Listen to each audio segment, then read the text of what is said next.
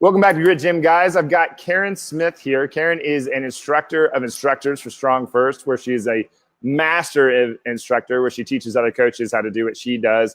She's a kettlebell expert. She's a mom. I'm kind of wondering, as we get into this, I'm very curious, Karen, how you get it all in, all this stuff through your professional side, your parenting side, your like all the things, because that's a lot of who you're talking to right now is a ton of parents who are trying to figure out how to get it all in too. But can you kind of introduce yourself a little bit to the Grit Gym tribe?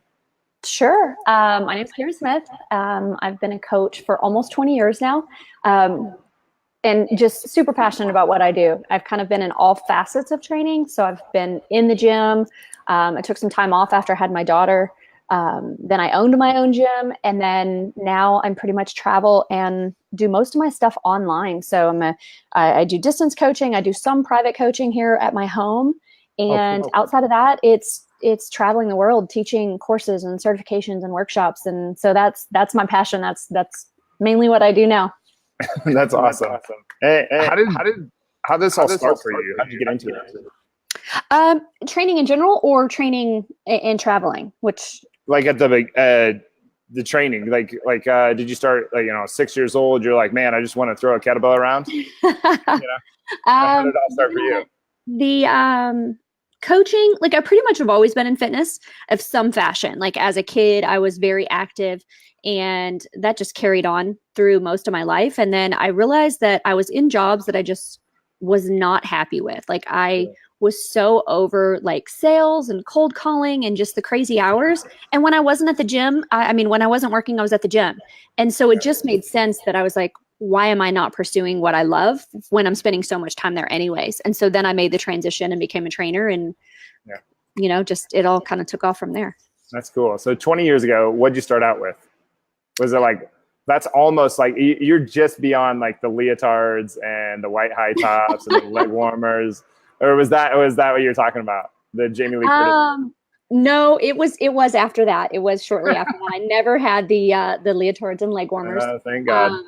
So it was normal clothes, like I had my workout. It was kind of weird. I was in San Diego, California, actually worked at a gym in La Jolla, which is, if anyone knows, it's a beautiful area, but it's very high end. So I had my workout clothes and then I had my work in clothes. So I had little matchy everything that I would wear and, train my students and then, go change for my own workout and, didn't care about how cute and matchy I was, except when I was working. Yeah. So. That's great. And so what was you started out, did you start out with kettlebells or did you start out with powerlifting or did you start out kind of group fitness or what kind of mediums were you in? Kettlebells, I hadn't found kettlebells at that time. I had started training in, I think my certification was like 98, 99. So I wasn't into kettlebells. I first found kettlebells in 2004. Okay. So before it was just like normal personal training, machines, BOSU. Yeah, what's normal personal training? Right? Yeah. Just a little bit of everything. Yeah. The great thing about that is I was working at a gym at the time. It was called Planet Fitness, not the Planet Fitness that you see now online. Oh, yeah? It was just a private studio. Oh, cool. They had at the time about 15 trainers and I just shadowed them for a while because I wanted to learn all, facets of training and different methodologies. So the great thing about it in La Jolla, one, you had a beautiful view. You had great dedicated clients. And then it was a 3-story building that everybody was just kind of running all over the place, like doing their training. And the great thing about that is it taught you to be creative and be able to change things on the fly because you would walk up to a machine that you thought you had planned out and someone else might be there. We were all just all over the place. So that really helped me be creative in my programming and being able to adjust things on the fly for different levels or different, crowds. So it really just kind of really helped me get a good start. And then, fast forward a couple years later, I found kettlebells. And that changed everything. So I still can be creative in my training, but my thought process, my methodologies really changed when I found kettlebells. Yeah, isn't that interesting? Because I say the same thing to all the employees out here. Is that like learning to run on the fly is great for how you end up learning how to plan for people, but it's Like we sit here and we try to say, always have a plan, always have a plan, always have a plan. But sometimes it's not going to, because when I first started, it was, I might get 16 people in a small group, or I might get, 2 people in a small group. So logistically, I just only had so much equipment, and I had to like, oh my God, like how am I going to handle 16, these huge surges every once in a while. Yeah. And you know what? I love that. I love being kind of put in that moment of like, yeah, you know what you want to do and you have like kind of a plan, but being able to adjust it for each fitness level. And, I've had times when I first opened my gym and I thought, oh, I'm going to have an intermediate class, I'm going to have a beginner class, advanced class. But just because I set a time for those classes didn't mean that's when advanced people would come or whatever. So it eventually became just unlimited, open to anyone. And then I would modify on the fly for whoever they were, whatever their level was. So I would have a workout on the board and be able to adjust accordingly, progress them up or regress them depending on their fitness level at that moment. And do you find that almost like a predictable system almost came out of you having to do that? I think so. You know what? By the time I had the gym and I was doing more group, but not like group like aerobics classes, but group training. By that point, I was into more. I mean, I had already been to the kettlebell cert, and I had learned, the best ways to progress the kettlebell, and so it was fairly easy at that point. I could still be creative with other things, but the main focus was the kettlebell and body weight in my gym. I didn't have machines at the time. I didn't even have barbells for the first couple years. It was just kettlebells and body weight, and of course, pull-up bars and other little things, sliders, balls, jump ropes, that stuff. But the main thing was the kettlebell and the body weight. So it was fairly easy for me to do that. And then I was able to just train other people to do the same thing. So that just kind of took its natural progression. As once I found the kettlebell and was so passionate about it, more and more people I was sending to the certification because they were feeling the passion and they wanted to be on board. And then from that point, I think it was just natural that, the more people I sent, the more I got known. So then it was like, okay, now I'm getting promoted to actually teach for the organization. So it, it just kind of went from there.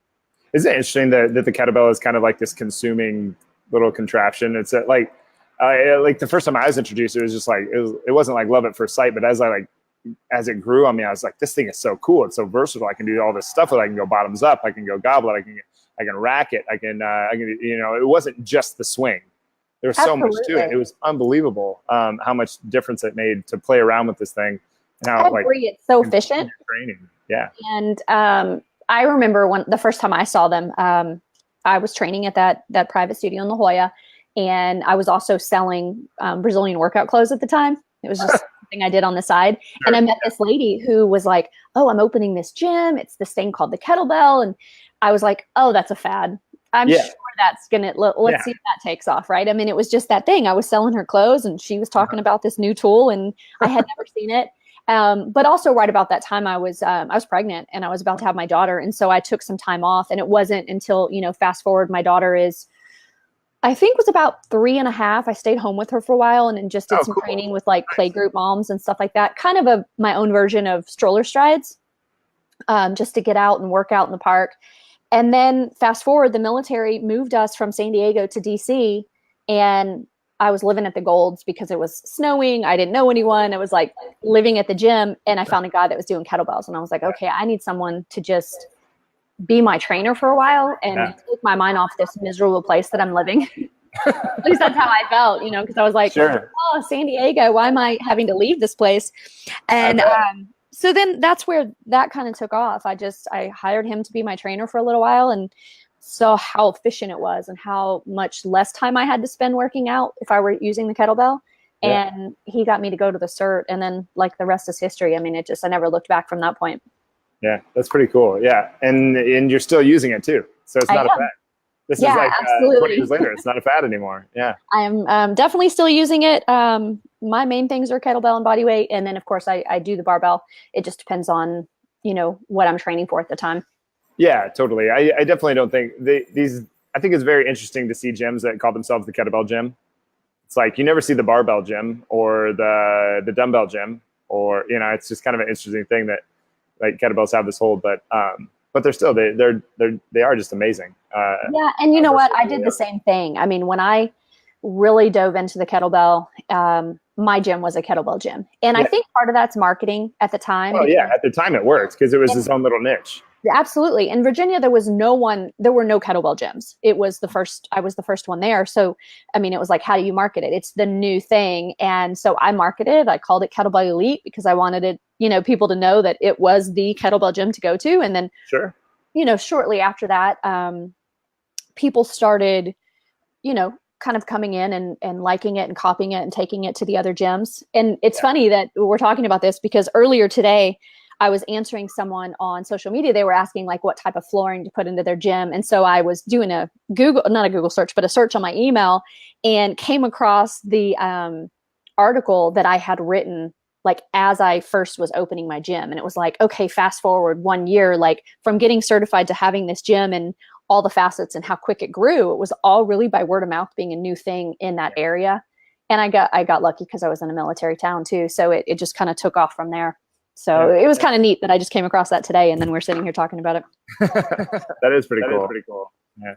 I think that there's an interesting thing there too about I'm getting a little playback, so I'm having trouble talking. But about people copying you. Like you didn't say that with any disdain, and I never do either. When people copy what we do out here, it's just like, no, you should please do everything that we're doing here. Please take that and use it in your own space. Like don't. Yeah, absolutely. You know what? With the knowledge or with the wisdom or any of this stuff. I think early on I had it was something I had to learn because when I first was trying to grow my business, it would bother me a little bit in the beginning because I felt like I was bringing something new. And the only time that it really got to me is I would have people come in and not be honest about their intentions. Like if you come in and you're like, hey, I want to learn from you and I want to do this. I mean, I trained so many people to become trainers, right? I mean, and that's my job and that's really what I do now. But at the time, if you come in and pretend you're going to be a student and then like 3 weeks in, you're promoting yourself as the expert and you're copying, but then you're also bad mouthing. Yeah, that's a backstab. To try to bring the business to you. And I did have that. And so several times I like confronted that situation. I'm like, look, I'm here for you. I welcomed you into my gym. There's enough to go around, but there's no reason for you to try to bash me so that you can grow your business. Like we should all be here supporting each other, especially women. I mean, and I don't know if guys are that way, but there's two extremes with women. It's either like you're all on board and you want to support other women, or women can just be bitchy. And I hate to say that, but it's like, it's one extreme or the other. And I just wish that we would all come together and support each other because there's so much out there and we can't fill every gap and we can't be experts at everything. Right. So I try to tell people all the time, like, find your niche and go with it. And when someone approaches you or comes to you and it doesn't fall into your niche, don't try to be everything to everyone. And so I refer out all the time. I'm like, you want to be a bikini competitor? I'm going to refer you to someone that's going to do that kind of meal plan for you. You want to do this, do that? Like, that's my thing. Like, I'm not taking on everything except what I'm passionate about. I'm with you. Yeah. When like, this is definitely we have a few different things. Like one is a sense of humor. If you don't have a sense of humor, you're never going to survive here. If you wanted to be a bikini competitor, we're probably not your space. Like we have a list of things that we use that is just like this. Just if you're super high maintenance, this is probably not the place for you. There's just certain things like that. But I mean, if you just want a buddy, have that, like you build your tribe and your community, and that's what keeps your business running. If you try to be everything to everyone, then you're going to fall through the cracks. I mean, you just can't be. It's exhausting for one, but I don't know what the deal is. I have like 2 flags buzzing around my head. They're driving me nuts though. But what did I have down? And then, so let's go back. Can we go back to your story for a little bit? Like with exercise, what was the main obstacle that you were trying to overcome when you first got going with exercise in your own body and your own life? You know what, my own body, I would say, early on, I just always wanted to be smaller. It was the time when, everyone thought, and still a lot of people think that you're just going to be bulky. And I just was more worried about, I just want to be skinny. And it's not my body type, and I learned later, and I think that's just growing and maturing and understanding that and I tell people this all the time, if you're looking at, let's say, a runway model, and you're like, hey, this is the picture I'm going to put on my fridge, and this is what I want to look like, and that's not your body type, you've already sabotaged yourself before you start. So that's not going to bring you happiness because you're looking for something that your body's never going to be. I'm that's not my body type. I am not tall by any means. I do get that a lot though. When I meet people in person, they're like, wow, I thought you'd be so much taller. You look taller on social media. I'm only 5'4.5". But, Get that half. Yeah. that's the thing is back then it was more about, I just want to be skinny, but now it's like, I just want to be defined. And it's, still don't want to be like super bulky, but now I know that that's not even easy to do. That's really difficult to do. Yeah. Those the women that you see, even the dudes that you see that are just insanely huge, they have put just massive amount of work into doing that, and most of them are probably have a little bit of a predisposition to being able to do it. So absolutely. It's a really funny thing when people say, "Oh, I don't want to accidentally hit this if I pick up some weights." It's like, those guys didn't do that by accident, and you're a 45-year-old female. I think we'll be okay. Yeah, absolutely. Not you. I don't know your age actually. So no, I will actually be 45 this year. Really? No kidding. Yeah. Almost right on the dot. The stupid thing. But can you tell me about coaching, your coach's corner a little bit, so that if somebody's on here that's interested, they can look into it? Absolutely. So the reason that I started the coaching corner, I was closing my gym and moving from Virginia Beach back to Texas. And I didn't want my students to just be left. I had a few trainers that I was kind of sending people to, but some of the schedules weren't matching up. And I wanted them to know that I still cared about their training sessions. And I wanted to make sure I mean, I wanted them to still be able to have what they had in the gym with me, even if they were doing it at home. And I sold off bells to my students and to my other trainers and flooring. And so I wanted them, a lot of them kind of created their own space. Cool. So at that time, I created the coaching corner, which is basically a really inexpensive way to get a workout of the day. So you log in, you have a private portion, and it just tells you what to do every day. It's $20 a month or less than $20 a month. And there's a video library that's going to continue to grow. I'm revamping it right now. I have a new designer, so I'm about to just redo the whole website. Cool. But anyone who's there right now or signs up before I make that launch of like the new website, will be grandfathered at that $19.99 for forever, as long as they want to be there. There's no contracts. You can come and go whenever you want. Like if you want to come in for a month and that's it, awesome. If you want to stay forever, that's fine too. But it will probably increase a little bit, not much. I still always want it to be something that's just really reasonable for anyone to be able to have a workout of the day and just have someone tell you what to do in case you don't have a trainer nearby. Yeah. No, that's fantastic. It sounds a lot like what we want to leave people with no excuses. Absolutely. That's a great way to think about it. So many people walk into the gym, they don't know what to do. Right there, you know what to do, right? So what's what's a day in the life look like of what's one of the workouts look like? What might be an example? They're most always going to be full body.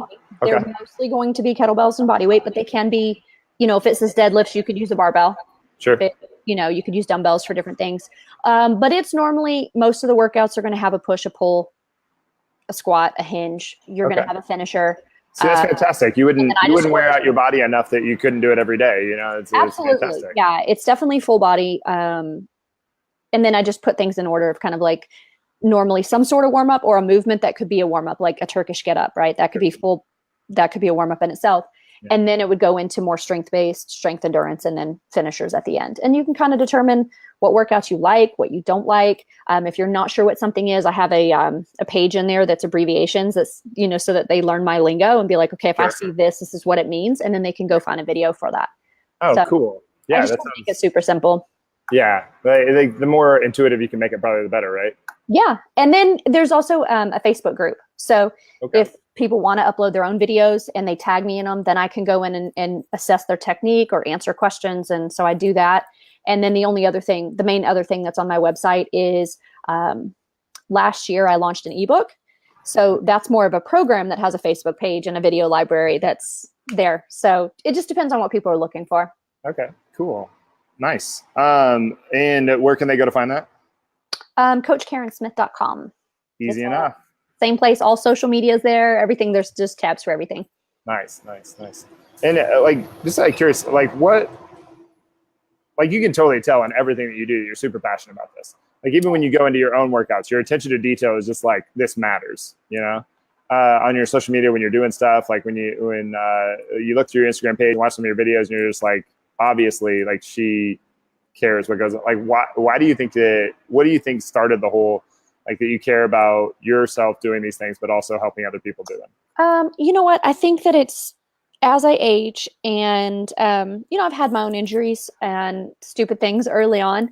But I just realized that if we're all wanting to look at this as a lifelong journey and we want to be strong for life, you have to care. You can't just beat yourself into the ground all the time and think that you're just going to keep going. You're going to have setbacks. Now, you may have setbacks anyways. I mean, like for me, almost 2 years ago, I had to have an elective surgery. I was at high risk for cancer. And so that set me back, and it's still been a setback. I mean, it's taken longer than I expected.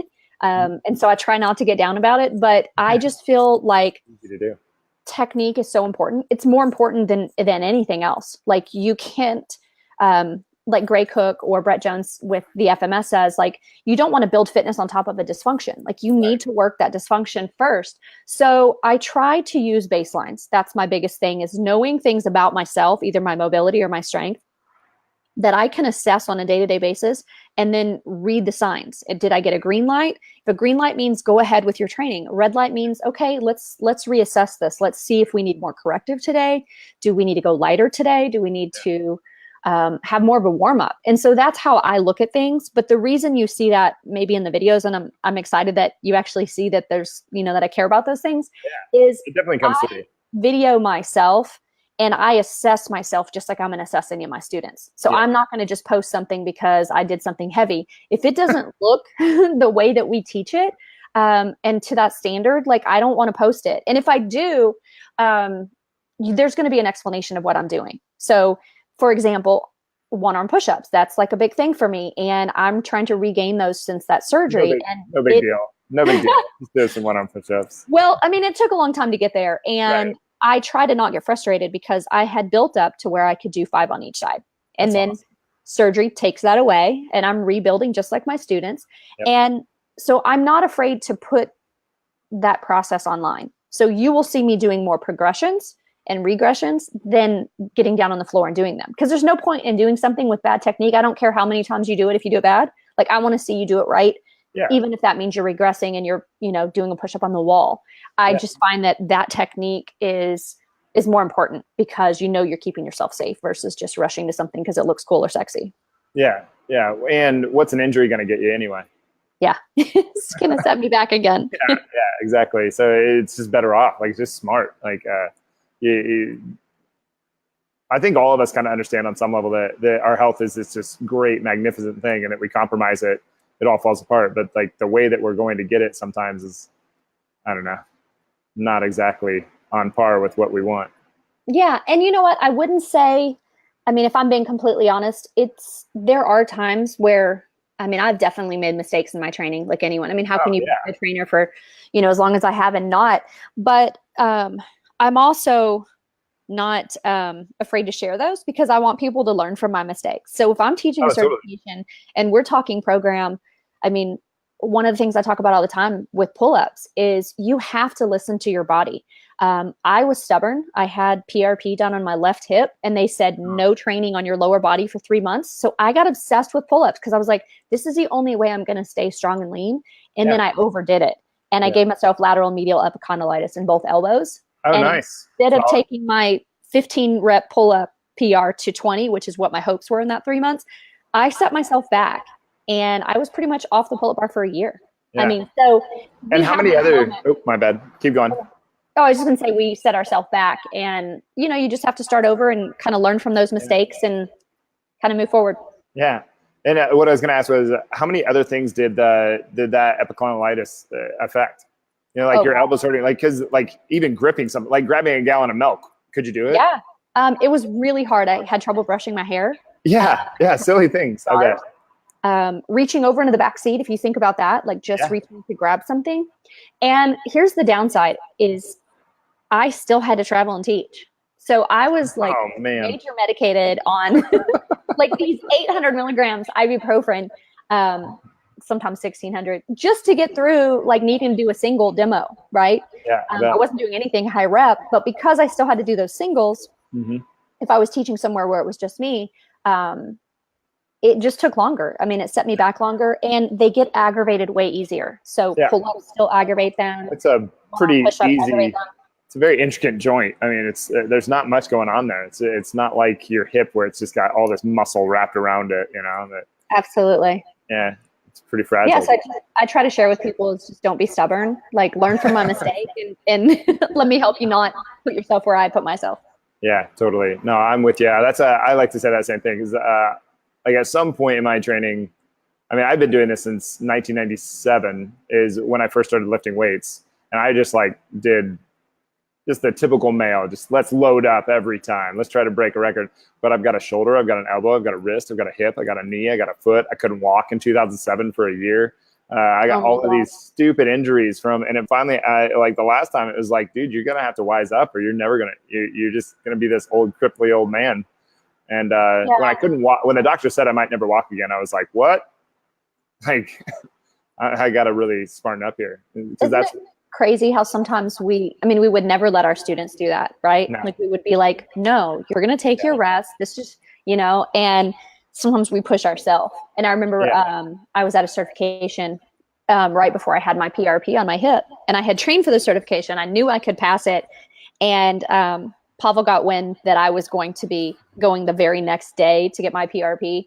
And he's like, you're not squatting this weekend. And I was like, no, like, I've trained for this. Like, I'm good. Like, I can do these 5 and let me test, let me pass. Like, I'm good. And he looks at me and he goes, would you let your student do that? And I was like, you're right. You're right. No, I would not let my student do it. So I didn't squat that weekend, and I went the very next day and had the PRP, which was super humbling in itself. Was it? I've never had it. I know that it's like, it's kind of amazing is what I've heard, but the effects are, but I've never done it. I've never had it on myself. Well, the thing is you still have to think of your recovery as if you had a surgery, right? So they're building that inflammation to kind of repair. And it was great. Like, I have my mobility back. I'm good. I look at my training different. Now it's more of like risk versus reward. Yeah. Yeah, no kidding. Me too. Because I went from getting 2 times body weight deadlift for the first time ever to the very next really day. Impressive. I did PRP and went home in a wheelchair. So I went from 2 extremes in 2 days. I mean, it was the craziest thing.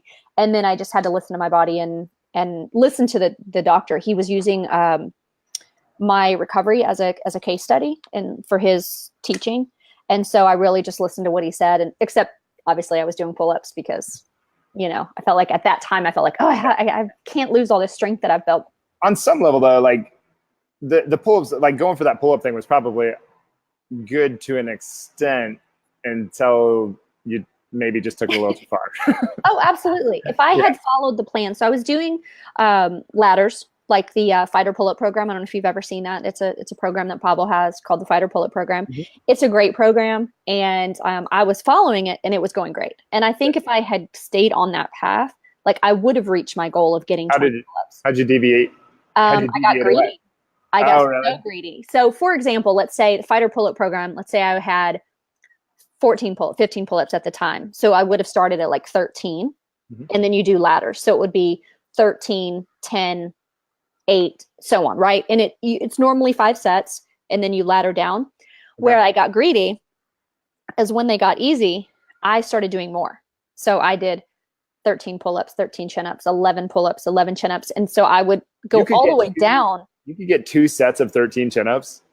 Well, I would rest. I mean, it would take time to do the full ladder, but I ended up getting 80 to 100 pull-ups in one training session and 250. I think I maxed out at 250 in a week, and half of them were weighted.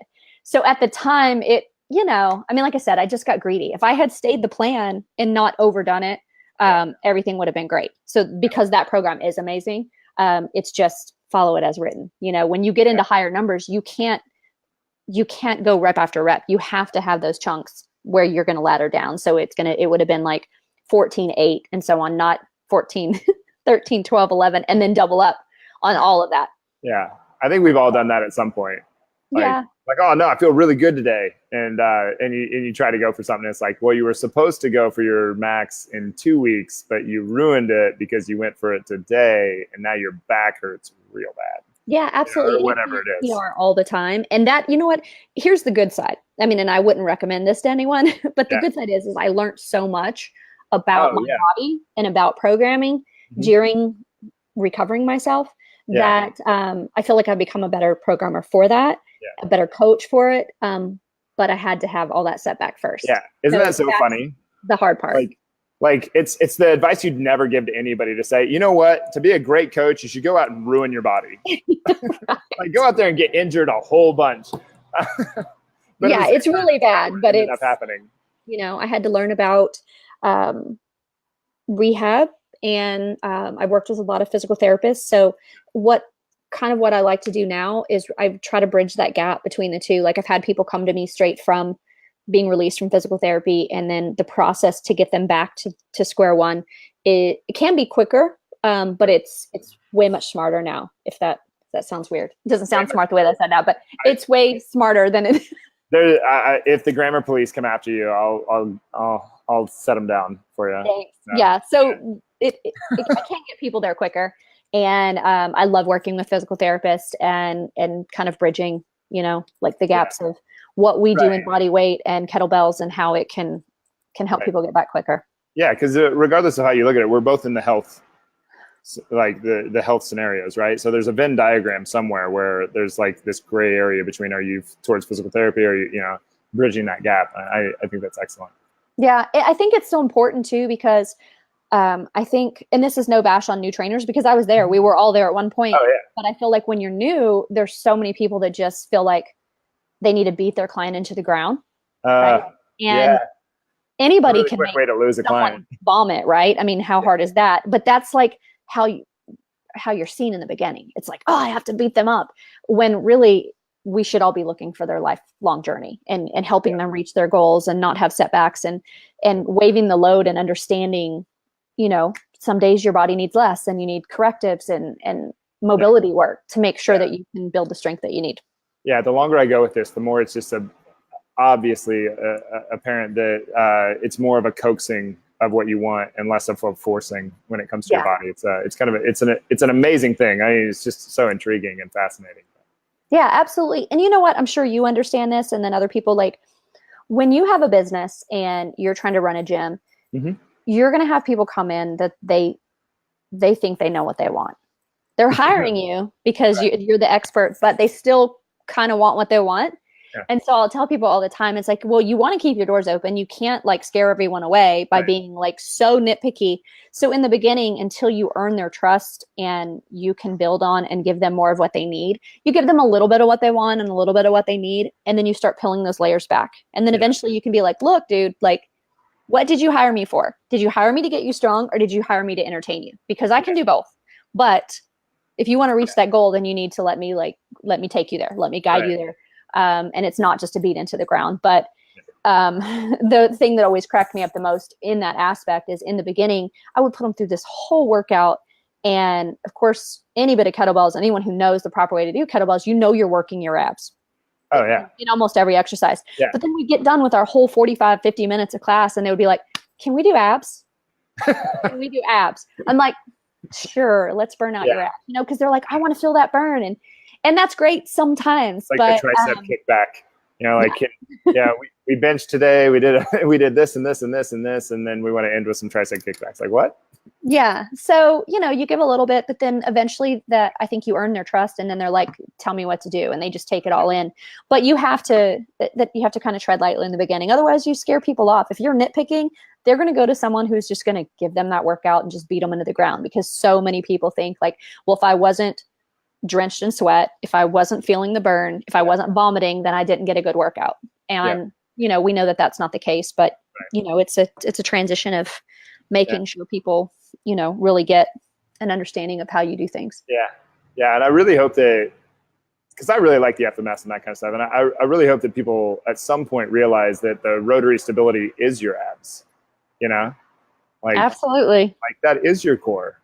They make that connection, you know, it's like, oh, but Well, real quick, before we wrap up, where can we revisit where people can find you so we can hit that twice so that Yeah, 'cause we're absolutely. right in the middle when we went. when we Oh, said- okay. Yeah, last time. super easy. CoachKarenSmith.com. On my website, you can get from there to the store for the ebook. You can get there to the coaching corner. You can get to all social media. I have Twitter. I don't use that too much. Mostly Instagram, a little bit I don't Facebook. Twitter is too overwhelming for me. It's like and I then- get on there and I'm like, what is this? Yeah, and you know what? I'm everywhere. So if someone looks online and they see that I'm in their town and they want to meet up or train or whatever, like hit me up. Like I love being social and meeting new people and just having training partners sometimes. So I'm kind of everywhere, but most current, let's see, next week I'll be in Brazil, doing a quick body weight cert over there and have some great translators and assistants meeting me there. You didn't learn Portuguese for that one? Have not learned Portuguese. No, so they'll be translating. And then after that, I have a cert coming up in Dallas, and then I head off to Italy. And yeah, everything else is listed there. I can't keep up, but it's got some good places to go. That's really cool. That's awesome. Well, thank you for taking the time. I really appreciate it. This is fantastic. You're great on video, by the way. I know you just got done working out and you're a little like, oh, I don't know about this. I just thought this wasn't just audio, but yeah, I was like, well, it is what it is. You're a little too pretty to look bad. So, thanks. There's that too. But anyway. Well, I appreciate you having me on, and this has been fun. And hopefully, your viewers will get something out of it. Yeah, I'm sure they did. But anyway, thanks for being on. We'll see you soon. All right. Thank you so much. Yeah.